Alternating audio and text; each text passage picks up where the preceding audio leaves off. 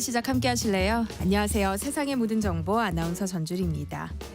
대학 수학능력 시험이 이틀 앞으로 다가왔지만 의대 정원을 둘러싼 논란은 계속 이어지고 있습니다. 여야 의정협의체는 의료개혁과 관련해 국민들에게 크리스마스 선물을 안겨드릴 수 있도록 노력하겠다 이런 입장을 밝혔지만 전공의들은 협의체 자체가 무의미하다는 반응을 보이고 있는데요. 야당 역시 내년도 의대 정원 문제를 재논의해야 한다고 밝히고 있어 향후 논의 과정이 순탄치 않아 보입니다. 이런 가운데 의정 갈등으로 응급실 의사 수가 줄면서 올해 응급실 이용 환자가 60%가량 줄었다는 현장 증언도 나왔는데요. 의료 공백을 풀기 위한 해법이 또 다른 의료 공백을 만드는 현실 어떻게 봐야 할까요? 자세한 소식 잠시 뒤 오늘의 뉴스에서 꼼꼼히 살펴보겠습니다. 금리 인하에 맞춰 대출 갈아타기를 고민하는 분들 많은데요. 구체적으로 어떤 점들을 챙겨봐야 하는지 오늘 짠테크 SOS 돈 되는 라디오에서 알려드릴 예정입니다. 궁금한 분들 계속해서 함께해 주세요. 저희 방송은 KBS 1라디오 유튜브 채널을 통해서도 실시간으로 시청 참여하실 수 있습니다. 많은 관심 부탁드리면서 KBS 세상의 모든 정보 지금 시작합니다.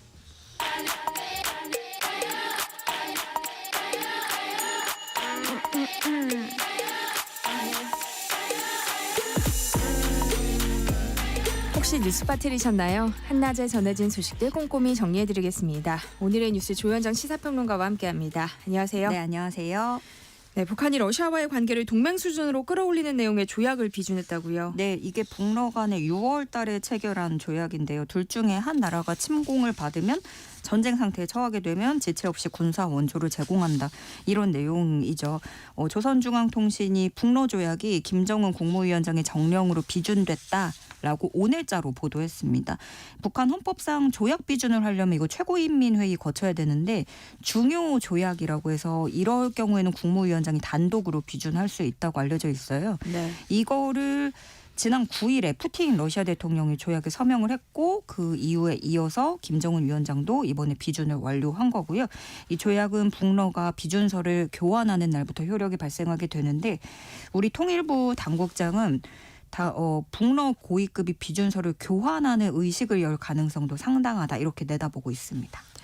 트럼프 미국 대통령 당선인이 푸틴 러시아 대통령과의 전화통화에서 우크라이나 전쟁에 대해 논의했다 이런 내용의 보도가 나왔는데요.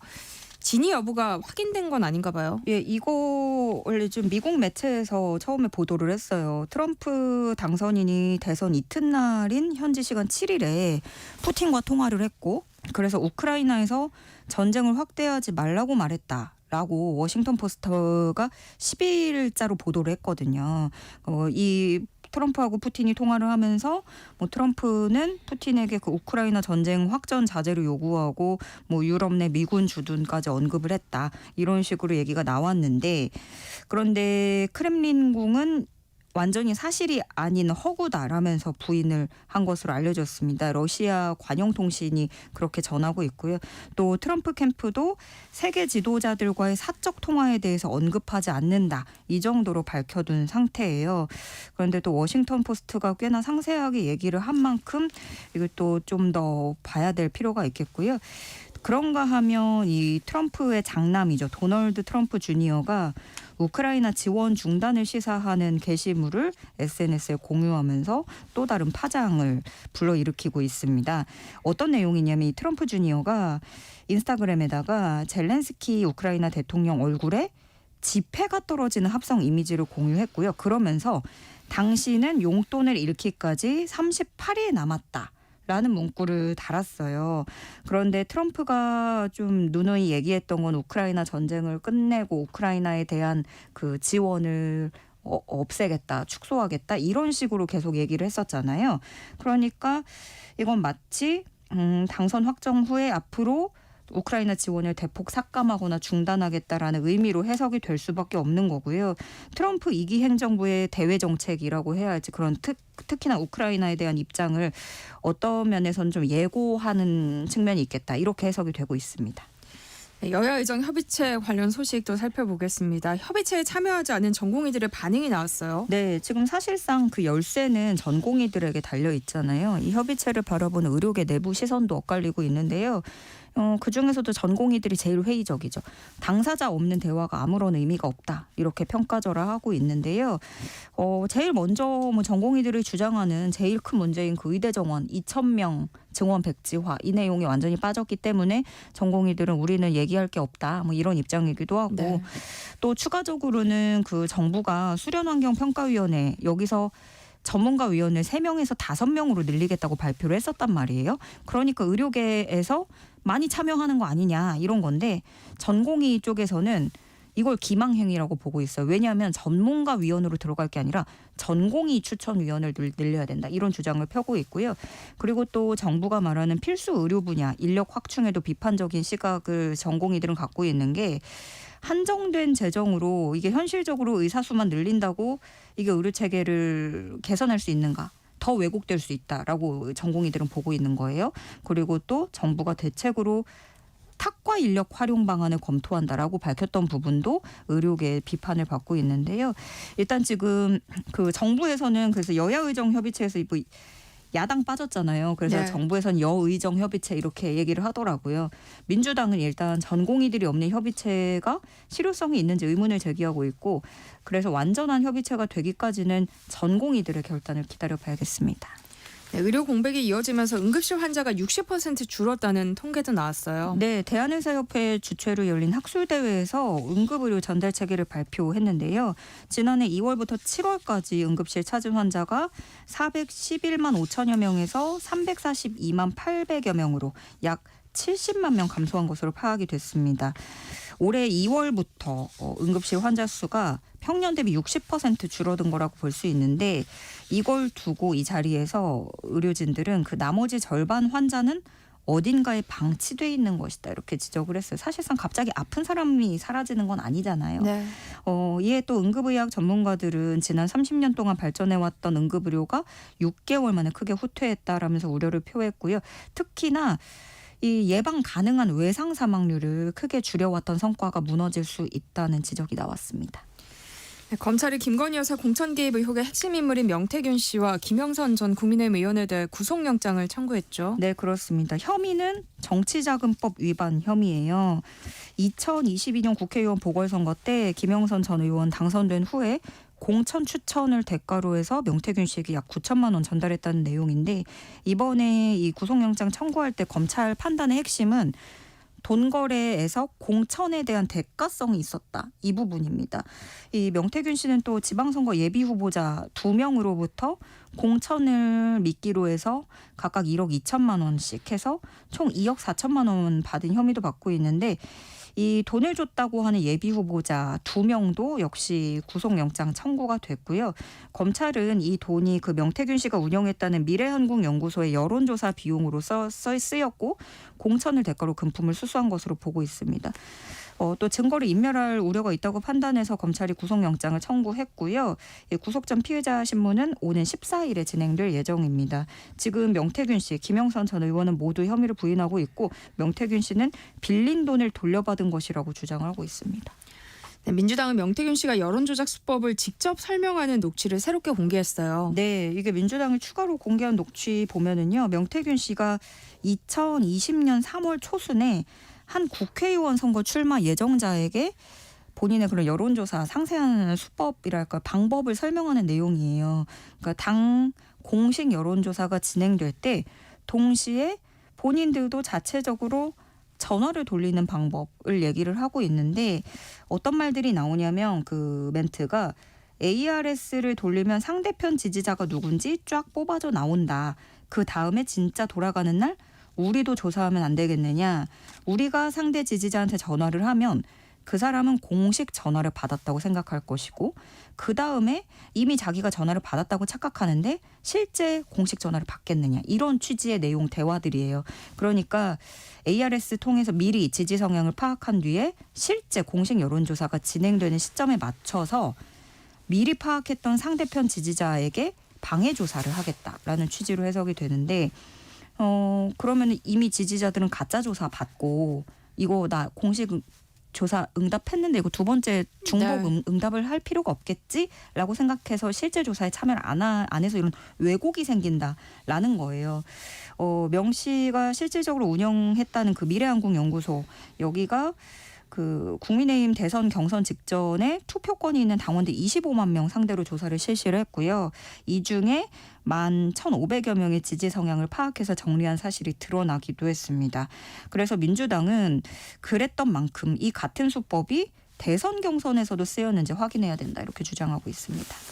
김건희 여사가 봉화마을을 방문하던 날 명태균 씨와 비공식 면담을 가졌다. 이런 주장도 나왔다면서요? 예, 윤석열 정부 출범 이후에 김건희 여사가 첫 단독 일정으로 봉화마을을 갔었거든요. 근데 그 당시에 김 여사가 탔던 KTX 열차에 명태균 씨가 함께 탔다는 거예요. 그래서 둘이 만나서 면담했다 이렇게 이야기하고 다닌 사실을 JTBC가 취재를 해서 보도를 했는데요. 명태균 씨 측근이라고 하는 A 씨는 JTBC 인터뷰에다가 명태균 씨가 김건희 여사 만나야 된다고 부탁해서 내가 차로 데려다 줬고 봉화마을 방문을 마친 김건희 여사가 오기 전에 도착해서 주차장에 내려줬다 이런 주장을 하고 있고요. 이와 관련해서는 지금 그 김영선 전 의원 회계 담당자였던 강혜경 씨도 같은 취지로 말한 상태입니다. 네, 민주당은 이른바 김건희 여사 특검법을 수정 발의하겠다고 예고했는데요. 기존 법안을 어떻게 고치겠다는 거예요? 김건희 여사 관련한 수사 내용을 기존에 14개였던 걸 3개로 대폭 줄였습니다. 당초 어떤 것들이 있었냐면 명품 가방 수수 의혹, 관저 이전 개입 의혹, 임성근 구명 로비 의혹, 양평고속도로 노선 변경에 개입했다 등등등 14가지가 쭉 적시가 돼 있었는데 이거 다 빼고요. 대신에 도이치모터스 주가 조작 관여 의혹, 명태균 게이트, 여론조사 의혹 이 정도로 축소를 한다는 겁니다. 또 국민의힘이 최상병 특검법 때 제안했던 제3자 추천도 넣을 방침인데 민주당으로서는 어떤 이탈표를 노리는 거겠죠. 이제 거부권, 대통령의 거부권이 행사될 것이고 재표결이 예정이 돼 있으니까 그런 수순을 밟을 때 이탈표를 노린다라고 해석에 힘이 실리는데 근데 사실상 지금 이탈표가 많을 것 같지도 않은 상황인 게 여당이 좀 단일 대우로 가고 있어요. 국민의힘에서는 친한계든 친윤계든 특검이 시작되는 자체로 당사를 압수수색할 수 있다라는 위기감이 깔려 있고요. 그리고 또 친한계에서도 이거 반대론을 펴는 것에 부담이 되고 있어서 그럼 이거 특검 이탈표는 다 친한계로 지목될 수 있다라는 거에 부담을 느끼고 네. 그래서 지금 좀 똘똘 뭉치는 그런 그림으로 가고 있는데요. 그런데 민주당 특검 원안을 두고 독소 조항이 있고 수사 범위가 너무 넓다면서 국민의힘이 반대를 해왔던 건데 이 수정안까지 독소 조항 뺐는데 그거 없애니까 또 다른 논리로 우기고 있다라는 비판도 제기되고 있고요. 국민의힘은 그 국회 본회의에 앞서서 특별감찰관 임명을 추진하기 위한 의원총회를 열 계획입니다. 네, 오늘의 뉴스 조현정 시사평론가와 함께했습니다. 고맙습니다. 네, 고맙습니다. KBS 1라디오 세상의 모든 정보 함께하고 계신 지금 시각은 12시 33분입니다. 이 시각 교통정보 알아봅니다. 이 시각 교통정보입니다. 고속도로 전반적인 흐름은 좋은 편인데요. 이 작업 구간 많이 늘었습니다. 경부고속도로 서울 쪽으로 한간휴게소에서 영동 부근 2, 3차로에서 도로 보수 작업으로 일대로 정체 이어지고 있고요. 부산 방향은 죽전에서 신갈 분기점 부근 5차로에서도 도로 관련 작업 이어지고 있습니다.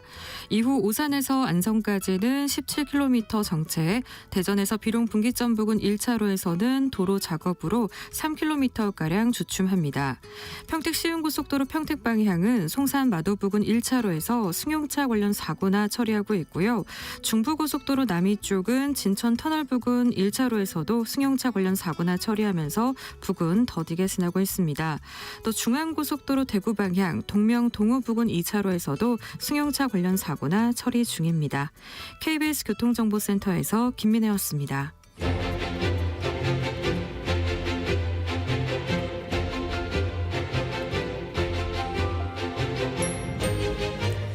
뉴욕타임스는 대규모 이민을 수용하지 않는 한 한국의 저출생 추세는 반전되지 않을 것이다. 이런 진단을 내놓은 바 있는데요. 우리보다 앞서 다양한 이민 정책을 펼친 다른 나라의 상황은 어떨까요? KBS 1라디오 세상의 모든 정보는 어제부터 우리 아이 우리 미래 저출생 골든타임 세계 각국의 해법은 이라는 제목의 특별 기획 인터뷰 이어가고 있는데요. 오늘은 캐나다의 사례에서 우리가 배울 점은 무엇인지 반면 교사로 삼아야 할 내용은 없는지 이야기 나눠보도록 하겠습니다. 조현순 토론토 통신원 전화 연결돼 있습니다. 안녕하세요. 네, 안녕하세요. 최근 캐나다의 인구수가 급격히 늘고 있다 이런 뉴스를 본 기억이 있어서 캐나다가 저출생 문제를 겪고 있을 거라고는 생각하지 못했는데요. 어떤 상황이에요? 네, 그렇습니다. 캐나다 통계청의 자료에 따르면요. 캐나다의 출산율이 2023년 1.26명으로 사상 최저치를 기록한 것으로 보도되었습니다.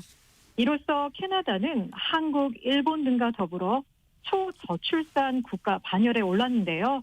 출산율 감소는 아무래도 주거비와 식비 같은 생계비가 최근 몇 년 새 크게 상승한 점과 다른 여러 요인들로 인해 여성들이 출산 시기를 미룬 것이 영향을 끼친 것으로 보입니다.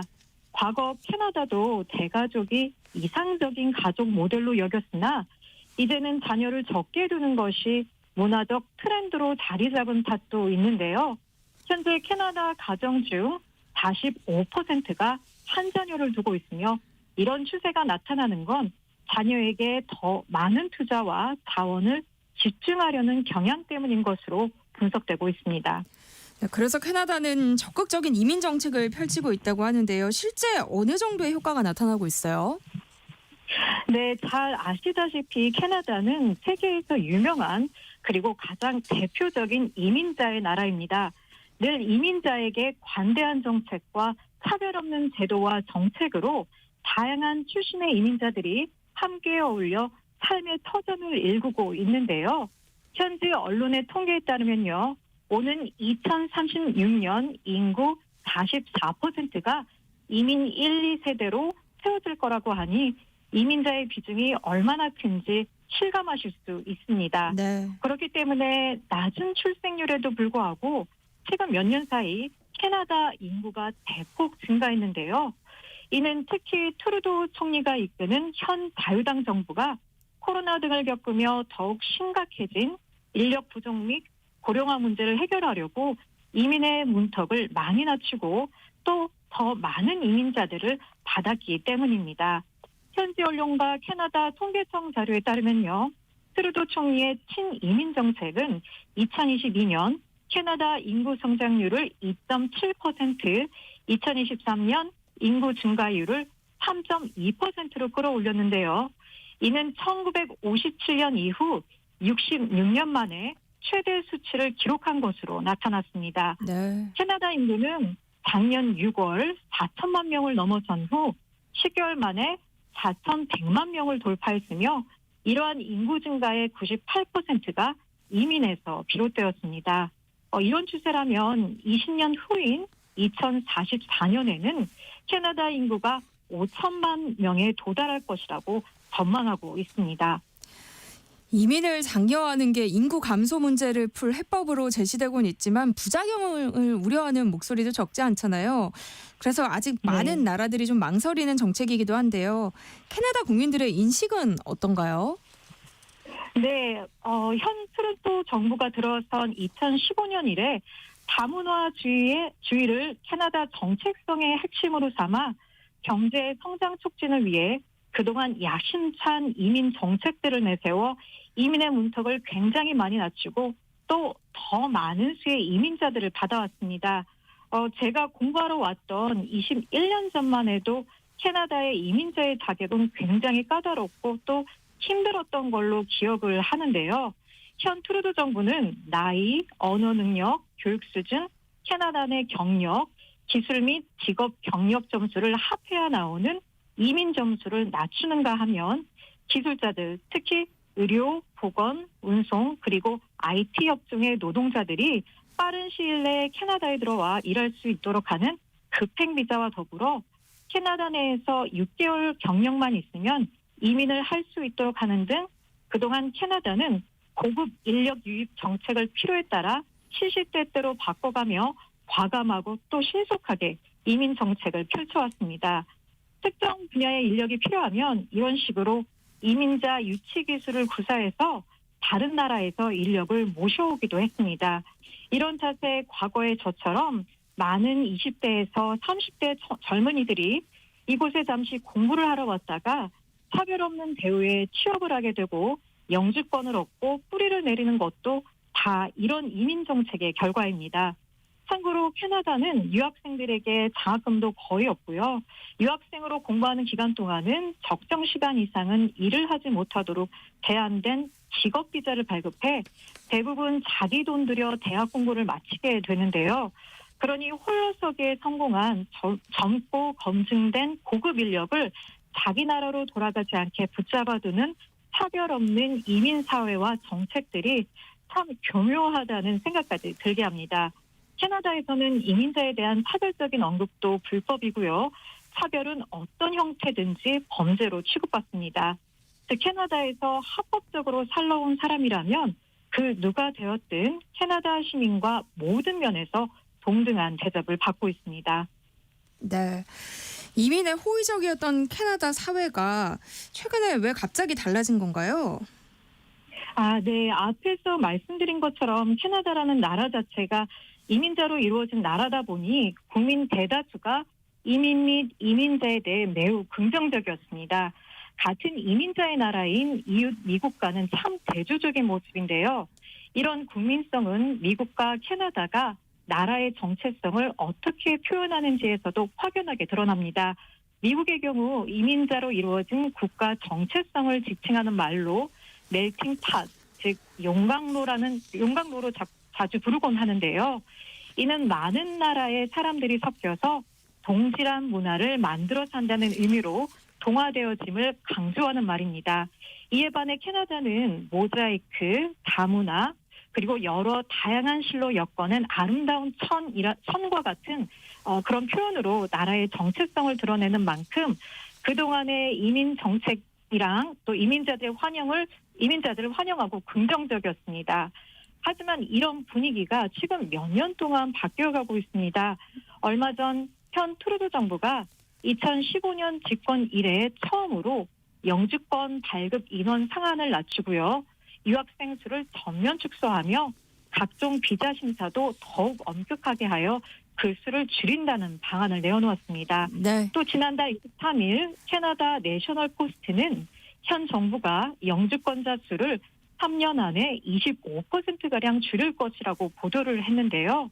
이는 현 정부의 지나친 이민 정책에 의해 캐나다 내 이민자에 대한 반감 여론이 높아진 네. 것을 두고 시간이 내년 10월에 시간이 부족해서요. 여기까지만 듣겠습니다. 캐나다 토론토의 조현준 네. 통신원이었습니다. 고맙습니다.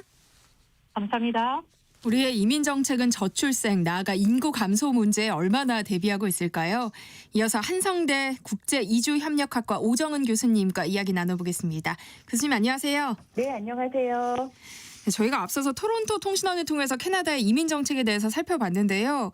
캐나다는 주요 선진국들 사이에서도 두드러질 만큼 인구 증가세가 가파르다고 하는데 교수님께서도 캐나다의 이민 정책이 인구 절벽을 극복하는 결정적인 요인이 됐다고 보시나요? 네, 분명히 이민 정책이 인구 증가에 중요한 영향을 미쳤다고 보입니다. 네. 캐나다 인구 통계는 그 연도별 인구에서 인구의 자연 증감, 그다음 순이민 이러한 통계를 같이 보여주고 있어요. 자연 증감이라는 거는 출생과 사망에 대한 거고 순이민은 국내로 들어온 이민 또 국외로 나간 이민 이러한 숫자인데요. 자연 증감은 연도별로 그렇게 큰 차이가 안 납니다. 그런데 최근 순이민에서는 캐나다 그 인구가 계속 증가하고 있거든요. 이민이 굉장히 캐나다 인구의 변화에 영향을 미치고 있다 이렇게 볼 수 있습니다. 네. 사실 이민은 한 나라에서 출생 사망과 더불어 인구 변화를 좌우하는 굉장히 중요한 요인입니다. 보통 인구 변화의 3대 요인 중 하나라고 하거든요. 그래서 이 캐나다는 인구 정책에서 인구 변화를 바람직한 방향으로 몰고 가기 위해서 굉장히 이민 정책을 잘 활용하고 있다 이렇게 볼 수 있겠습니다. 사실 우리에게도 이민을 권하는 목소리가 많잖아요. 뉴욕타임스는 대규모 이민자를 유입하지 않고서는 한국의 저출생 문제를 해결하기 어려울 것이다. 이런 진단을 내놓은 바가 있고요. 우리에게도 이런 이민 정책이 좀 해법이다라고 교수님께서도 그렇게 보세요? 네, 우리나라 저출생 고령화가 매우 빠르게 진행됐고 그래서 출생률 제고를 위해서 정부가 정말 다방면으로 오랫동안 많은 노력을 기울여도 저출생 문제가 해결되지 않고 오히려 계속 악화되고 있는 상황이죠. 그래서 네. 계속 심각해지고 지방에서는 뭐 젊은이가 없고 노인들만 남아서 이제 머지않아 마을이 사라질 거다, 뭐 지역 소멸이다 이런 표현도 하고 있는데요. 지금 상황에서는 저출생 고령화를 이제 해결할 수 있는 방법은 이민을 적극 활용하는 것이 해법이라고 할 수 있겠습니다. 그러면 왜 출산을 기피하는가, 뭐 이러한 이야기들 이제 많이 나오는데, 뭐 세부 이유는 다 개개인이 다르겠지만 결국 큰 이유는 미래에 대해서 이제 좀 암울한 예측을 하기 때문이라고 할 수 있습니다. 지금 이렇게 인구가 계속 감소하고, 그리고 소비도 감소하고, 생산도 감소하고, 그래서 경제가 어려울 것 같다는 그런 상황에서 앞으로 우리의 미래는 더 밝아질 것이다라고 전망하기는 좀 어렵죠. 아마도 이민을 통해서 우리의 경제가 또 활성화되었을 때 또 다른 밝은 미래를 기대하고, 출생에 대해서도, 출산 그리고 내 자식의 미래에 대해서도 좀 더 밝은 생각을 갖게 되는 전망을 할 수 있겠습니다. 사실 우리 정부도 인구 절벽의 대안으로 이민 정책을 제시한 바가 있잖아요. 근데 문제는 또 부작용에 대한 우려가 크다는 점 아닐까 싶거든요. 뭐 이민자 유입이 일자리를 줄이고 임금을 떨어뜨리는 결과로 이어질 것이다. 뭐 내지는 주택난이 심화되고 사회 인프라가 부족해질 수 있다. 또 범죄율이 증가할 수 있다. 뭐 이런 우려들이 나오고 있는데요. 여기에 대해서는 어떻게 보세요? 네, 사실 이민자를 수용하다 보면 우리가 전에는 경험하지 못했던 또 외국인과 관련된 새로운 문제들을 마주하게 되는 거는 맞습니다. 그런데 지금 이제 많은 사람들이 걱정한 이민자 유입 때문에 일자리가 줄어든다거나 또 뭐 범죄율이 증가한다거나 이런 것은 이민자를 받아들인 역사가 좀 길었던 많은 나라들 상황을 연구했을 때 결국은 사실이 아니라고 보통 확인되곤 합니다.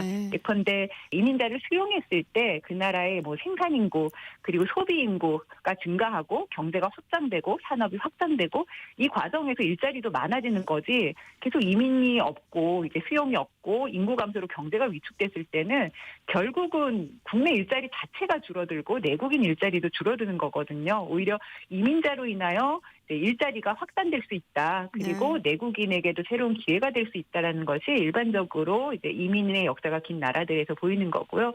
또 범죄율 같은 경우도 한국인이 저지른 범죄보다 외국인이 저지른 범죄 했을 때 많은 사람들이 기억에 남고 충격을 받고 하긴 하는데, 보면은 우리나라에서도 외국인 범죄율, 그다음 내국인 범죄율 보면 외국인 범죄율이 훨씬 낮아요. 이거는 우리나라뿐만 아니라 많은 나라에서 내국인보다는 외국인 범죄율이 좀 낮게 나옵니다. 그것은 외국인의 경우는 어떠한 잘못을 저지르고 범죄를 저지르면 오랫동안 계획했던 이곳에서의 삶이 완전히 끝나고 강제 추방될 수도 있는 건데 굉장히 조심하게 되거든요. 그래서 외국인 범죄율이 내국인보다 이렇게 높은 경우는 거의 없습니다. 한국도 마찬가지고요.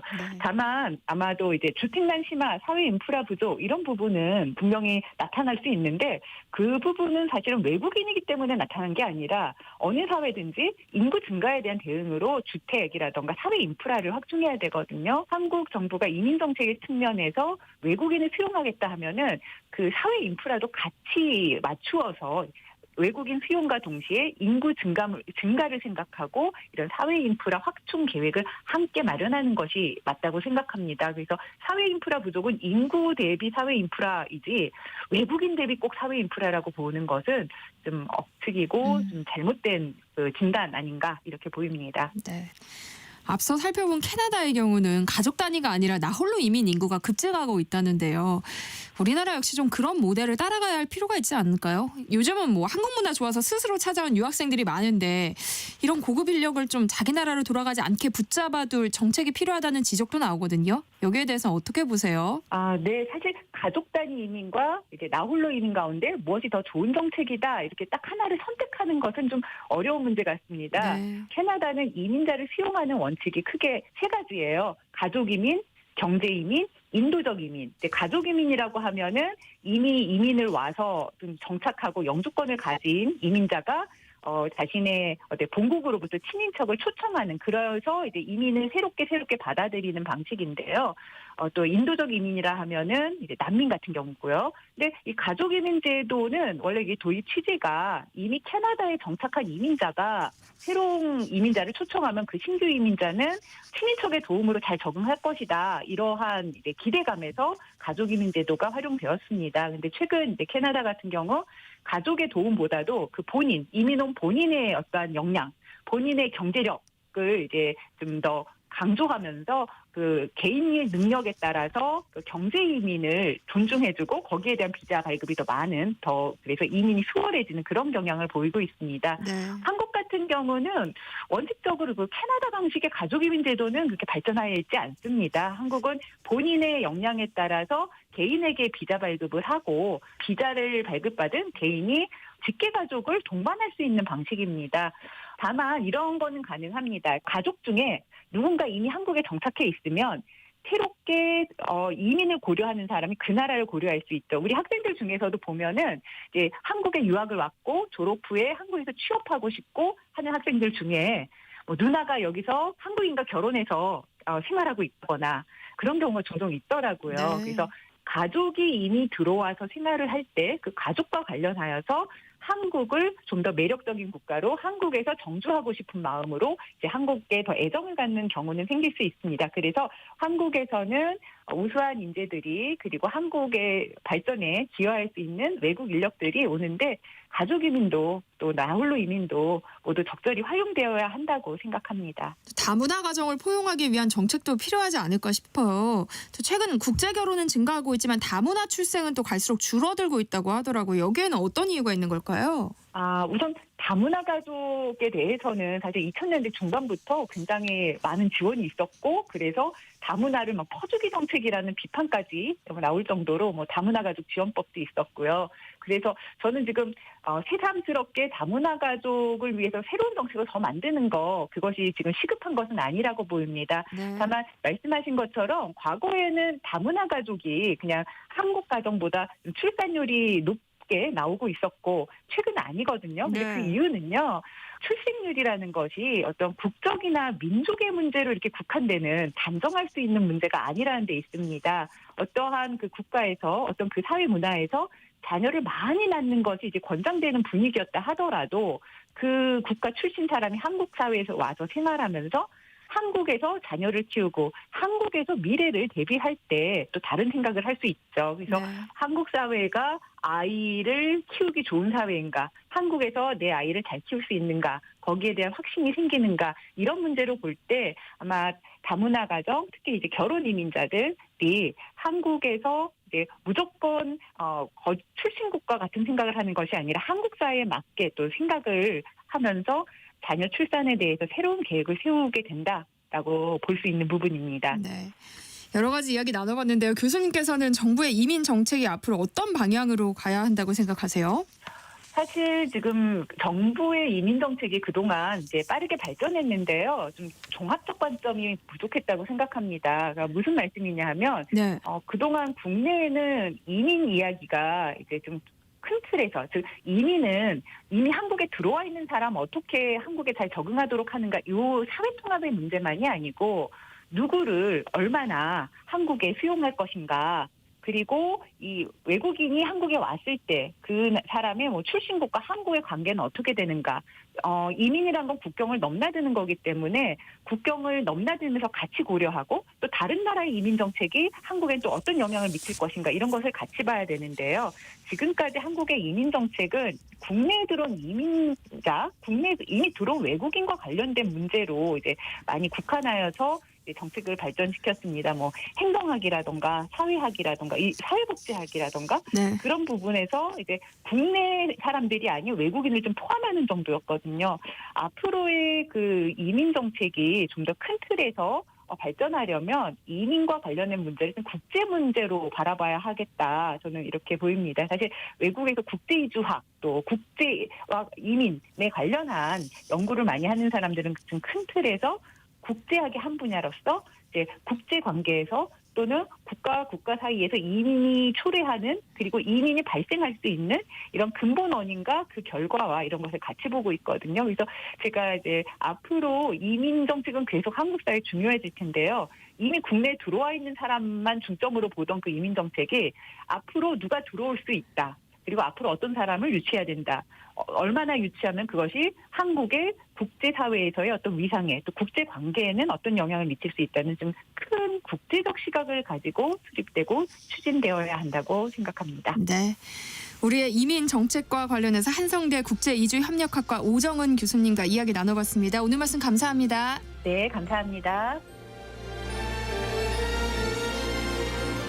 KBS 세상의 모든 정보 1부 순서는 여기서 마무리하겠습니다. 그럼 전 2부에 돌아올게요.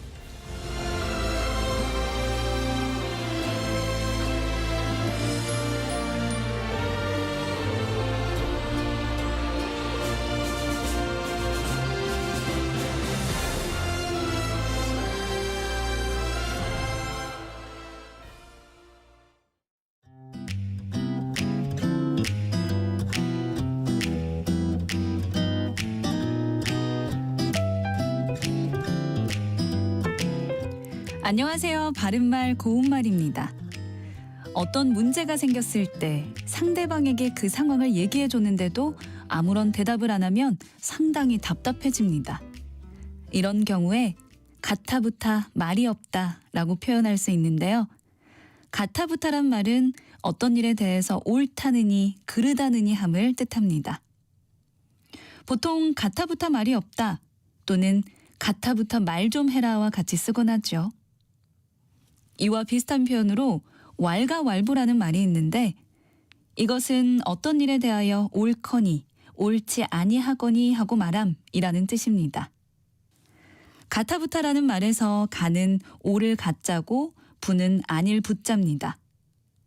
원래 가하다라는 형용사는 옳거나 좋다라는 뜻인데 이것을 줄여서 가타라고 한 것이죠. 우리 맞춤법에는 어간의 끄듬절 하에서 모음 아가 줄고 첫소리 자음 히읗이 다음 음절의 첫소리와 어울려서 거센 소리로 될 때는 거센 소리로 적는다는 규정이 있습니다. 그래서 가하다에서 하다가 타로 된 것인데 이와 같은 현상이 일어난 표현으로는 다정하다, 다정타, 연구하도록, 연구토록, 간편하게, 간편케와 같은 것이 있습니다. 지금까지 바른말 고운말 이윤정이었습니다.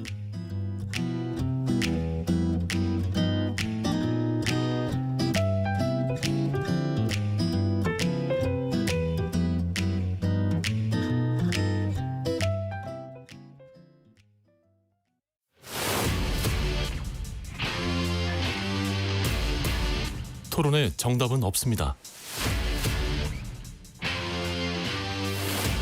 토론이 세상을 바꿀 수도 없습니다. 하지만 질문은 새로운 세상을 만들 수 있습니다. 질문으로 올바른 세상을 만드는 첫걸음. 평일 저녁 7시 20분 KBS 열린 토론.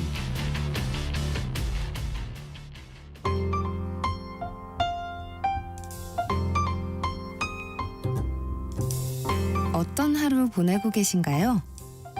눈코 뜰 새 없이 바쁘게 지나가는 한 주. 월요일부터 금요일, 매일 밤 10시부터 12시까지는 오롯이 당신만을 위한 시간입니다. 당신을 위한 지식 쉼터. 오늘 밤 일라디오.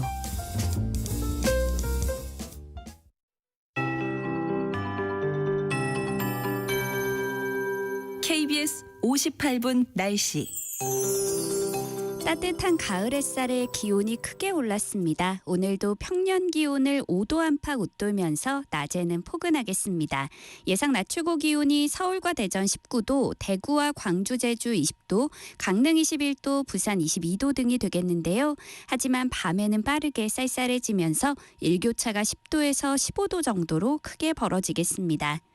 오늘 전국이 대체로 맑겠습니다. 다만 아직 아침에 꼈던 안개가 옅게 남아서 남부 일부 지역은 하늘이 부옇게 보이는 곳이 있고요. 대기가 정체돼 있는 광주와 충북 지역은 초미세먼지 농도가 나쁨으로 나타나고 있습니다. 오늘 세종과 충북, 전북 지역을 중심으로 초미세먼지 농도가 종일 나쁨에 머물 전망이어서 주의를 하셔야겠습니다. 내일은 전국에 가끔 구름이 많이 끼는 가운데 동풍의 영향으로 동해안 지역에 비가 조금 내리겠습니다. 모레 목요일은 대학 수학 능력 시험일인데요. 이번 주 내내 평년 기온을 웃돌면서 입시 추위는 없을 전망입니다. 수능일 아침 기온은 오늘과 비슷해서 10도 안팎을 보이며 쌀쌀하겠지만 예년 이맘때 기온보다는 2도에서 7도 정도 높겠고 낮에는 20도 안팎까지 오르겠습니다. 다만 수능일 오후부터는 전국에 비가 내릴 것으로 예상됩니다. 현재 서울의 기온은 17.5도입니다. 송소진입니다.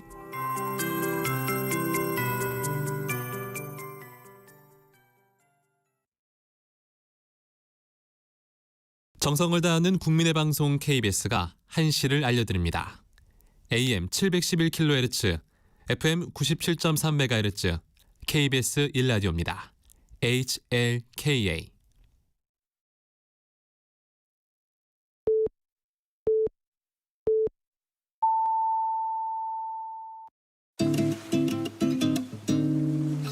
나른한 오후를 책임질 영양 만점 지식 비타민. 세상의 모든 정보.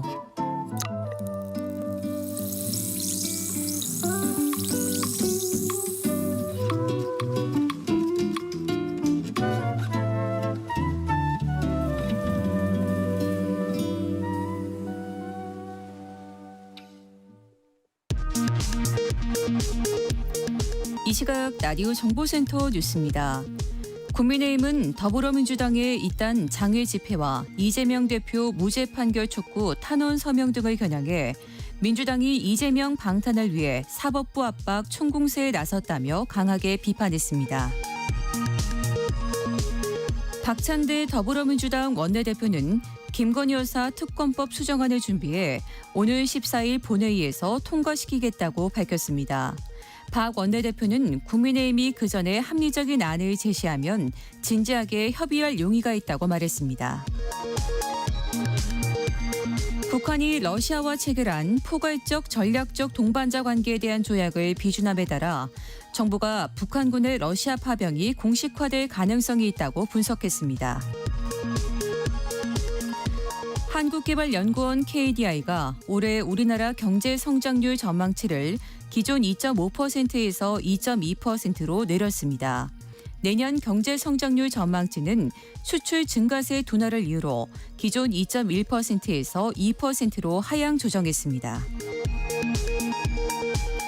국토교통부는 14일 치러지는 대학 수학능력시험 영어듣기 평가의 원활한 진행을 위해 오후 1시 5분부터 40분까지 35분 동안 전국 모든 항공기의 이착륙을 전면 통제할 예정이라고 밝혔습니다.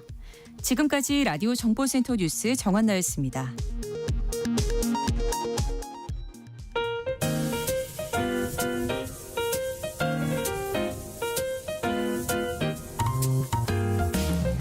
정신없이 바쁜 하루, 지금 우리 주변에서 벌어지고 있는 사건, 사고 소식들 한숨 돌리며 살펴보시죠. 하프타임 뉴스 임선유 뉴스캐스터와 함께합니다. 안녕하세요. 안녕하세요. 네, 금성호 침몰 사고 실종자를 찾기 위한 수색이 계속되고 있는데 좀처럼 진전이 없네요. 네, 침몰 사고가 벌어진 지 벌써 나흘째입니다. 사고 해역에선 한국인 8명 등 실종자 10명을 찾기 위한 수색 작업이 한창인데요. 네. 바닥속 90m 아래 깊숙이 가라앉은 금성호가 포착됐지만 선체 주위로 그물이 길게 얽혀 있어 수색이 쉽지 않고요. 수중 무인 로봇이 촬영한 바닷속도 온통 회색빛이라고 합니다. 시정거리가 50cm도 안 된다고 하는데요. 시야 확보가 어려워 당장 심해 잠수사를 투입하는 것도 어려운 상황이라 일단은 수중 무인 로봇으로 실종 수색과 지형 파악 등 1차 해저 탐사를 마치기로 했습니다. 실종자 가족들은 오늘도 간절한 마음으로 사고 해역으로 나가 하루하루 애끓는 심정을 토로하고 있는데요. 네. 해경과 군은 수색 범위를 더욱 넓히고 실종자가 해안가로 떠밀려올 수 있어 육상 수색도 병행하는 등 총력을 기울이고 있습니다.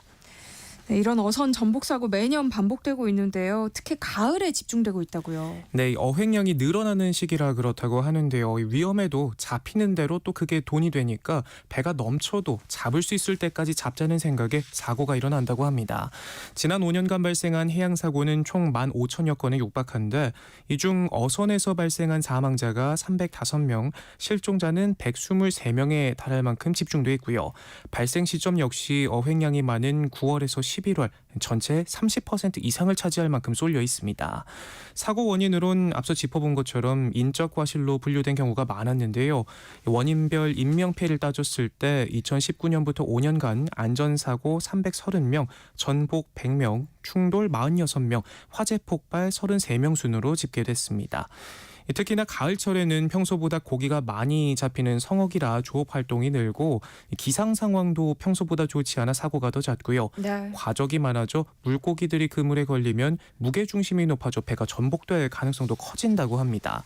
실제 이번 금성호 사고에서도 선원들은 경찰 조사에서 3에서 5회에 걸쳐 잡을 양을 한꺼번에 잡았다고 평소보다 어획량이 많았다 진술하기도 했고요.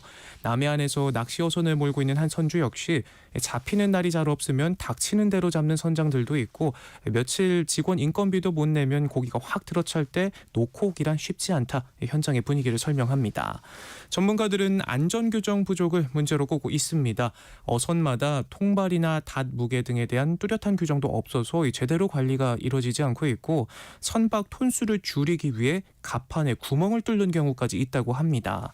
또 안전을 위한 비용 투자가 필요하다 입을 모으는데 선원 교육보다는 선주와 선장, 안전 책임자에 대한 교육이 중요하다면서 안전에 들어가는 돈을 비용이라 생각하는 경우가 많지만 사실 수습에 더 많은 돈이 든다는 걸 주지시켜 관리 시스템과 교육을 강화해야 한다 강조하고 있습니다.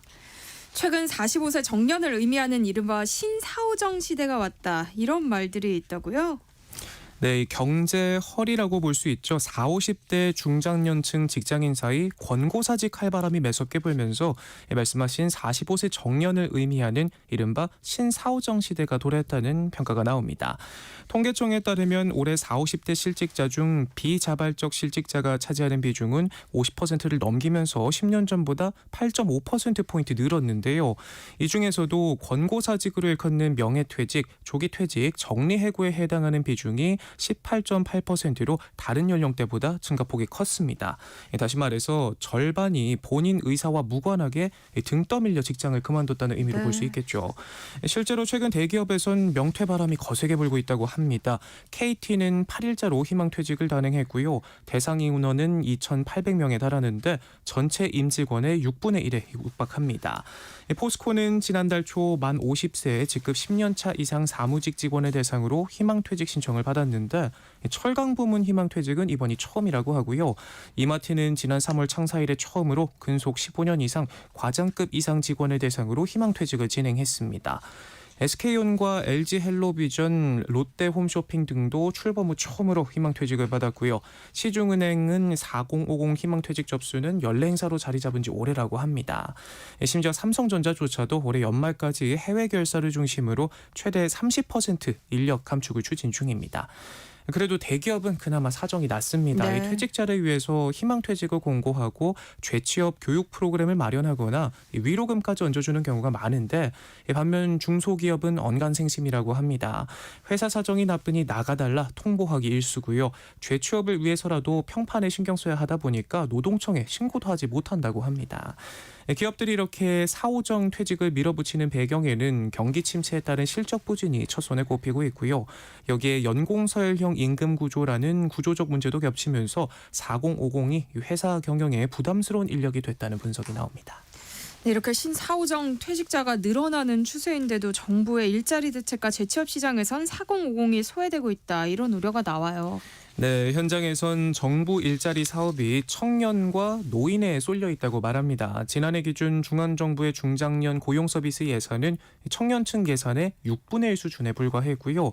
지원폭에서도 확연한 차이가 나는데 1년 새 청년층 고용 서비스 지원 예산은 700억 원 넘게 확대됐는데 반면 중장년층 지원 예산은 10억 원 증가하는 데 그쳤습니다. 한 지방자치단체 관계자는 시의 전체 고용지원 산업 예산을 연령대별로 나눠보니 노인 대상 비중이 90%를 넘겼고 청년이 9%, 중장년은 0.5%에 불과했다 말하기도 합니다. 질적인 한계도 두드러지는데요. 정부의 중장년 정책 사업은 보통 40대 이상 혹은 50대 이상으로 뭉뚱그려져 있는데 근로자의 노동 능력은 물론이고 일자리 특성이 다른 6070 고령층과 4050이 함께 묶여 있다는 얘기로 볼 수 있겠죠. 중장년과 전기 고령, 후기 고령 등으로 나눠서 각기 다른 맞춤형 구직 지원 정책이 있어야 하는데 그렇지 못하다 보니까 지원 체계에서 소외된 4050이 상대적으로 질 낮은 일자리로 몰리게 된다는 분석이 나옵니다.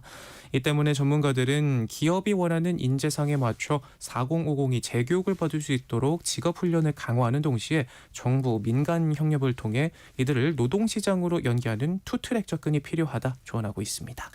네, 국내에서는 체질량 지수 BMI 25 이상이면 비만으로 분류되는데요. 그런데 이 기준을 완화해야 한다 이런 주장이 나왔어요.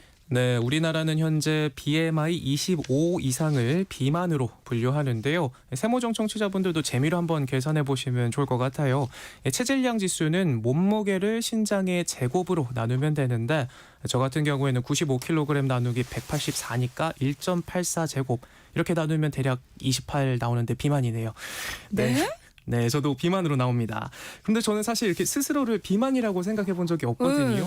유튜브로 화면이 잘 나가고 있는지 모르겠는데 한번 확인해 주시면 좋을 것 같아요. 엄청 잘 나가고 있어요. 네, 그런데 이 세계보건기구 그리고 미국의 경우에도 BMI 30 이상을 비만으로 본다고 합니다. 유독 우리나라만 기준이 높은 것 같은데요. 그렇네요. 그래서 그런지 건강보험공단 산하 연구원이 이 비만 기준을 BMI 27 이상으로 완화하자라고 제안했는데요.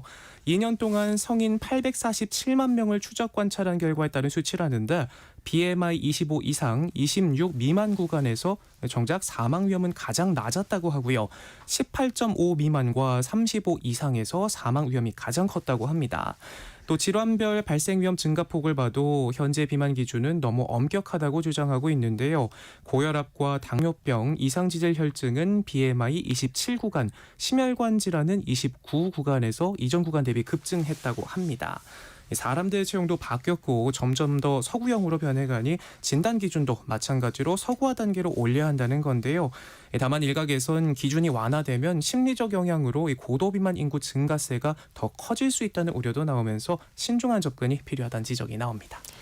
요즘 치솟는 물가에 소비자들이 필요한 물건을 직접 만들기까지 한다면서요? 네, 한창 직접 만들어 쓰는 do it yourself DIY 다이가 유행했었는데 이제 한 발 더 나아가 영미권에서 유행하는 라이프 핵에 더 가까워지고 있다고 합니다. 가구 제작은 물론이고요. 인테리어까지 직접 시도하면서 관련 재료들의 매출도 껑충 뛰었다고 합니다. 네. 다이소에 따르면 다이에 쓰이는 대표적인 용품인 강력적 자재 카테고리의 9월에서 10월 매출은 올 초와 비교해 30% 넘게 늘었고요. SNS만 들어가 봐도 다이소에서 파는 물품으로 가구용품 만들기 같은 영상이 여럿 올라와 있을 정도입니다. 저도 최근에 다이소에서 팔고 있는 캠핑박스랑 몇 가지 재료를 활용해서 캠핑용 싱크대를 만들었거든요. 재료비까지 다 해도 기존에 판매되는 제품의 10분의 1 정도밖에 안 들었는데 비용도 비용이고 또 직접 만든 세상에 하나밖에 없는 물건이라 생각에 내심 뿌듯하더라고요. 이렇게 알뜰 소비족의 활동 반경이 점차 더 넓어지는 요즘입니다. 다이에서 한 발 더 나아간 라이프 핵은 미국 사전에 올라 있을 정도로 이미 널리 확산됐고 이런 흐름도 이제 국내에서도 쉽게 찾아볼 수 있는데요. 전문가들은 이런 라이프 핵, 다이 등의 소비자들이 빠져든 배경에는 높은 물가 외에도 이 자신만의 창의적인 제품을 만들었다는 뿌듯함이나 자기 효능감이 있다는 분석을 내놓고 있습니다. 최근 다이 열풍을 이끄는 젊은 세대들이 자신만의 방법으로 제품을 즐기는 이른바 모디슈머로서 SNS를 통해 활발히 활동하고 교감한다며 비용도 아끼면서 성취감도 얻을 수 있어 진취적인 소비자들이 주도하는 창조적인 소비 트렌드다라고 평가하고 있습니다. 최근 20, 30대 사이에서 부동산, 내 집 마련에 대한 관심이 높아지면서 주말에 나들이를 즐기는 대신 임장을 다니는 사람들까지 생길 정도라고요. 네, 이른바 임장 쿠로라고 불리기도 하는데요. 수십 명이 함께 모여 호재가 있는 동네를 돌아다니면서 주변 편의시설과 학군, 상권 등을 살피고 부동산을 열공한다고 합니다. 모임장으로 보이는 한 사람이 설명을 시작하면 다른 사람들은 마치 현장 합숙을 나온 학생들처럼 연신 메모하고 건물 사진을 찍기 바쁜데요. 모임 회원만 300명에 달하는 곳도 있고요. 한 건물 관리인은 몇 달 전부터 저런 사람들이 많아졌다며 마라톤 복장은 아닌데 저렇게 수십 명씩 몰려다니는 이유가 뭔지를 아느냐 어리둥절한 표정으로 묻기도 합니다. 이런 임장크루 특징은 최근 발표된 서울 서초구와 경기 고양, 의왕, 의정부시 등의 그린벨트 해제와 같은 부동산 정책뿐 아니라 디딤돌 대출 한도 축소 등 부동산 관련 정보를 발로 뛰면서 빠르게 알아간다고 하고요. 당장 자금이 없더라도 임장 경험이 있는 사람들이나 전문가를 만날 수 있는 모임 형식을 취해 내공을 쌓는다고 합니다. 실제로 최근 20, 30대 주 투자처 역시 부동산으로 흐름이 바뀌고 있는데요. 주식과 채권을 팔아 집을 마련한 20, 30대는 2년 전 5%대에서 올해 17%까지 껑충 뛰었습니다. 다만 일각에선 과도한 관심이 투자 과열로 이어질 수도 있다는 우려도 나오고 있는데요. 전문가들은 매매가는 정체고 전세가는 오르고 있어서 이 갭 투자에 대한 관심이 늘 수밖에 없지만 자칫 과도한 투기가 되지 않도록 모니터링이 필요하다 조언합니다. 최근 동덕여자대학교에서 남녀공학 전환 논의가 나오면서 학생들의 반발이 커지고 있어요. 네, 학생들은 차라리 명예롭게 폐교하라며 강하게 반발하고 있는데요. 70년 넘는 전통을 자랑하는 동덕여자대학교 캠퍼스에는 근조 화환이 가득 늘었었고 바닥에는 학생들이 벗어둔 학과 점퍼 이른바 과잠이 펼쳐져 있습니다. 동덕여대가 여대 간판을 남녀공학으로 바꿀지도 모른다는 소식이 전해지자 학생들이 반발하고 나선 건데요. 총학생회는 동덕여대의 근간인 여성을 위협하는 공학 전환에 반대한다는 입장문을 내고 철회를 요구하는 필리버스터도 벌이고 있고요. 반대 연대 서명도 2,300명을 넘겼다고 합니다. 네. 학교 측은 확정된 사안이 아니라며 한 발 물러섰지만 학생들은 전면 철회를 요구하고 있는 상황인데요. 앞서 상명여대와 성심여대가 남녀공학으로 바뀌면서 현재 전국에 남은 4년제 여자대학은 7곳이라고 하네요. 네, 날씨 소식으로 마무리해볼까요? 어제도 낮 기온이 11월치곤 높았는데 오늘도 포근한 날씨가 계속된다고요. 네, 예년 이맘때보다 포근한 기온이 이어지고 있습니다. 오늘 전국의 하늘에는 구름이 많다가 점차 맑아지겠고요. 한낮에는 서울과 대전이 19도, 광주, 대구가 20도, 부산은 22도로 어제보다 1에서 3도 정도 낮겠습니다. 수능이 치러지는 모레 목요일에도 추위 걱정은 없을 것 같습니다. 다만 비 소식이 있어서 올해는 롱패딩 대신 우산 챙기셔야겠고요. 강수량은 많지 않겠지만 이날 오후 수도권과 강원 북부 등 북서쪽 지역으로부터 내리기 시작하는 비는 밤에 전국으로 확대되겠고 수능 다음 날인 15일까지 이어지는 곳도 있습니다. 최근 들어 매서운 수능 한파가 찾아오는 일이 점점 더 드물어지고 있는데 수험생들에게는 반가운 소식이지만 기후학적으로는 겨울이 점점 더 따뜻해지고 있다는 경고라고 하네요. 네, 임선우 뉴스캐스터와 함께했습니다. 고맙습니다. 고맙습니다. 내일 점심 메뉴 추천. 귀로 듣는 푸짐한 지식 한 상 어떠세요? 세상의 모든 정보. 아나운서 전주리입니다. 허리띠를 졸라매도 벅찬 고물가 시대 여러분 주머니 사정에 꼭 맞는 맞춤형 재테크 솔루션을 처방해드립니다. 짠테크 SS 돈 되는 라디오 한국경제교육원 서영로 원장님과 함께하겠습니다. 어서 오세요. 안녕하세요. 오늘 어떤 얘기 해볼까요? 최근 금리 인하가 시작되면서 네. 대출 갈아타기인 대한대출에 대해 궁금해하는 분들이 많더라고요. 그래서 오늘은 이 얘기를 좀 해보려고 하는데요. 네. 대한대출은 현재 실행 중인 대출을 여러 가지 다른 조건 등으로 기존의 대출을 새로운 대출로 대체하는 것을 의미하는 거죠. 주로 기존 대출율이 높을 때 이자율이 낮은 새로운 대출을 받아 기존 대출을 갚고 이후 이자율이 낮은 대출을 상환하는 방식인데요. 내가 내던 월 상환액이 줄어드는 효과를 기대할 수 있고요. 이를 통해 가계부담이 줄어드니 미래의 재무 상황에 대한 준비도 조금 더 빠르게 할 수 있겠죠. 그리고 여러 금융기관에서 대출을 받고 있다면 하나로 통합해서 관리도 상환 부담도 줄이는 경우도 있는데요. 정부 및 금융기관 등의 다양한 정책 대출 자금으로 전환해서 상환 부담을 줄일 수도 있습니다. 그런데 이 대출 갈아타기를 모두가 할 수 있는 건 아닐 것 같아요. 우리가 지난 시간 신용점수를 이야기하면서 신용점수가 좋으면 대출을 받을 때도 좋다고 이야기를 했었잖아요. 네. 대안대출을 알아볼 때도 가장 먼저 본인의 신용점수를 체크하는 것이 중요합니다. 신용점수는 금융기관이 대출 신청자를 평가하는 기준 중 가장 중요한 요소이고요. 점수가 높을수록 더 유리한 대출 조건을 제시받을 가능성이 높은데요. 대출 가능 여부 최소 점수인 600점은 최소 넘어야 합니다. 네. 만약 신용점수가 낮다면 신용점수를 향상시키기 위해선 저희가 지난 시간에도 짚어봤지만 연체된 대출이 있다면 이를 우선적으로 해결해야 합니다. 신용카드를 과도하게 사용하고 있다면 사용량을 줄이는 것도 도움이 되고요. 신용점수는 시간이 지남에 따라 변동할 수 있기 때문에 지속적인 관리를 통해 신용점수를 높이고 더 많은 대출 옵션을 선택할 수 있는 상황을 만들어야 되겠죠. 금리 인하기 대출 갈아타기를 알아보고 계신 분들 많을 텐데요. 짠테크 SS 돈 되는 라디오 서영로 원장님이 도움을 드릴 테니까요. 방송 들으면서 궁금한 점 있으시면 문자 많이 보내주시기 바랍니다. 참여하실 번호는 샵 9730번이고요. 짧은 문자 50원, 긴 문자는 100원의 정보 이용료 있습니다. 콩 게시판 KBS 일라디오 유튜브 채널을 통해서는 무료로 참여하실 수 있으니까요. 많은 참여 부탁드립니다. 대출 알아볼 때 발품을 좀 많이 팔아야 하잖아요. 이 대환대출 역시 이곳저곳 좀 비교를 해보고 알아봐야 할 텐데 이 과정에서 꼭 챙겨야 할 것 뭐가 있을까요? 일단은 은행마다 조건들이 다 다르잖아요. 네. 그래서 여러 은행이나 대출 제공 기관에서 제공하는 조건들을 면밀히 분석해야 하는데 가장 먼저 살펴볼 거는 금리겠고요. 그다음이 월상환 금액과 총상환금 그리고 상환 기간 그리고 중도 상환 시 중도 상환 수수료, 대출 한도 등을 비교해서 가장 유리한 조건의 대출 상품을 찾아내야 합니다. 특히 1% 미만인 0. 몇 %가 되었던 금리의 차이는 장기 대출이잖아요. 장기 대출일 때 금액의 차이는 굉장히 크게 납니다. 그래서 당장 월상환에게 혹해서 놓치는 것 중에 하나가 총상환 금액이나 상환 기간인데요. 상환 기간이 길수록 월 상환액은 줄어들지만 총 이자 비용은 증가하기에 총상환 금액을 잘 따져보고 네. 어떤 게 나에게 유리한지 잘 따져봐야 합니다.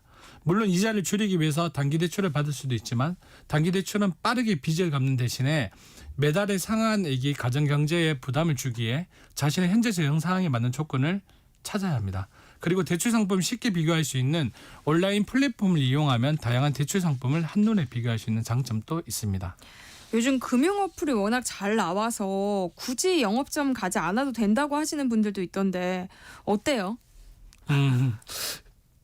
맞는 말씀을 하셨는데요. 네. 대출 플랫폼 서비스를 이용하면 어렵게 영업장을 방문하지 않아도 됩니다. 네. 그리고 은행, 저축은행, 카드사, 포함, 금융기관 등에서 받은 기존 대출을 휴대폰 앱을 통해서 간단하게 조회할 수 있고 더 유리한 조건의 금융 상품으로 한 번에 갈아탈 수 있는데요. 대출 비교 플랫폼으로는 토스나 카카오페이, 네이버페이, 뱅크샐러드, 핀다 등 많이 있습니다. 이런 플랫폼에서 본인 정보를 넣고 마음에 드는 금융사의 상품을 선택한 후 해당 금융사 앱으로 이동해 지원과 통화 후 간단하게 갈아탈 수도 있습니다. 네. 금리 상승으로 주택 구매 시 받은 대출 이자가 부담되었던 분들이 많이 이용했는데요. 아파트, 연립, 다세대 주택 등의 빌라와 올해부터는 주거용 오피스텔 등의 주택담보대출과 올해부터는 보정부 전세자금 대출에 가입한 사람도 대출 갈아타기가 가능해졌습니다. 다만 과도한 대출 이동을 막는 차원에서 전세 대출은 3개월 이후부터 임대차 계약 기간이 절반이 도래하기 전까지만 갈아탈 수 있고요. 아파트 주담대는 기존 대출을 받은 지 6개월이 지난 후부터 가능합니다. 한 가지 더 붙인다면 이런 대출 조건을 반복적으로 조회해도 신용 점수에는 영향을 미치지 않습니다. 그럼 영업점에 방문해서 대환대출을 신청을 해도 처음에 대출 받을 때보다는 좀 간단하게 처리할 수 있나요?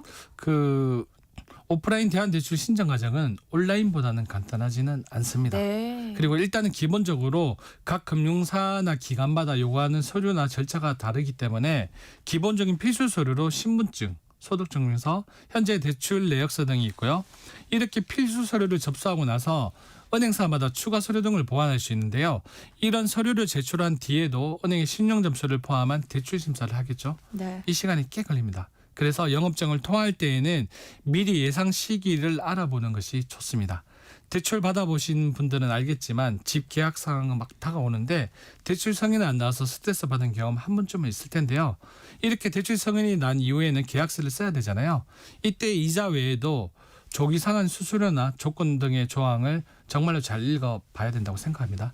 온라인 플랫폼의 가장 큰 장점은 한 플랫폼에서 대다수의 금융기관의 특징을 알 수 있다는 것이 장점이며 방문 신청은 내가 미리 사전 조사를 통해서 대출 기간을 정해서 가야 한다는 단점이 있죠. 네. 하지만 온라인 신청이 빠르고 간단한 장점이 있듯이 방문 신청의 장점도 있습니다.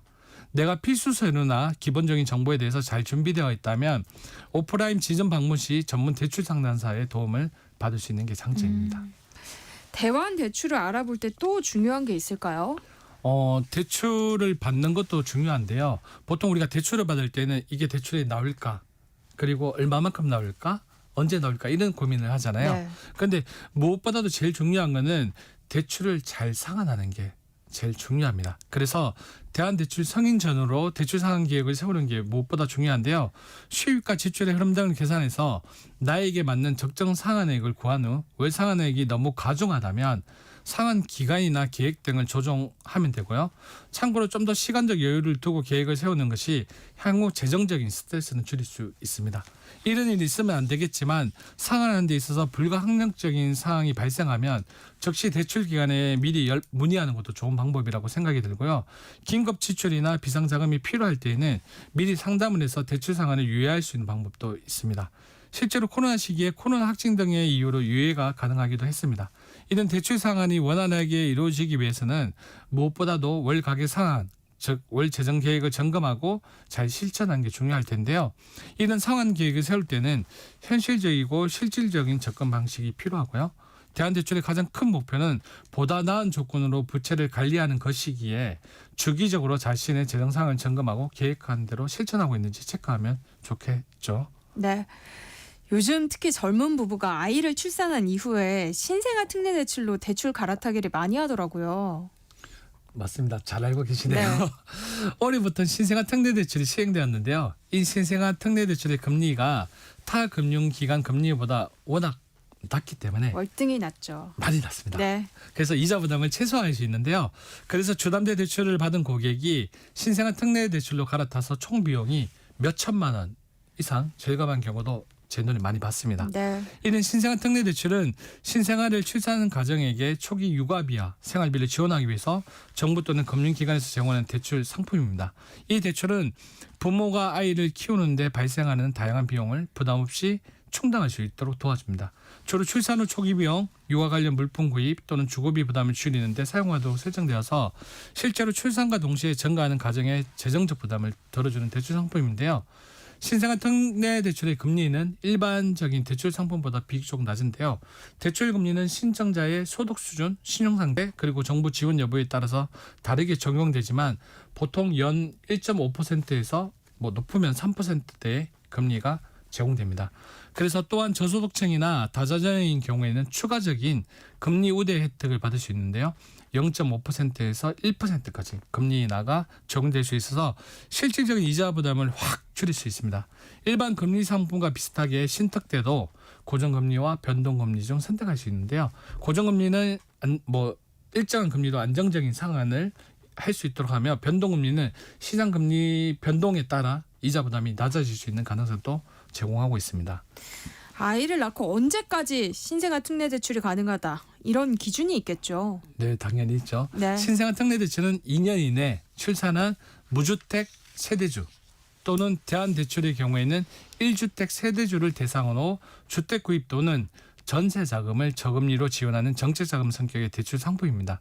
위에서 잠깐 언급했지만 1%에서 3%대의 신용은행보다 많이 낮은 금리로 이자 부담을 최소화했고요. 네. 최대 5억 원까지 대출이 가능해서 주거 부담을 많이 덜어줬다고 개인적으로 생각하고 있습니다.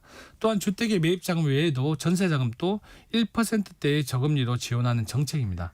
실제로 현재 주택담보대출 중에 가장 금리 부담이 낮은 디딤돌 대출보다 거의 1% 가까이 낮다 보니까 부채의 규모에 따라 다르지만 연 몇백만 원 정도의 이자 절감도 가능합니다.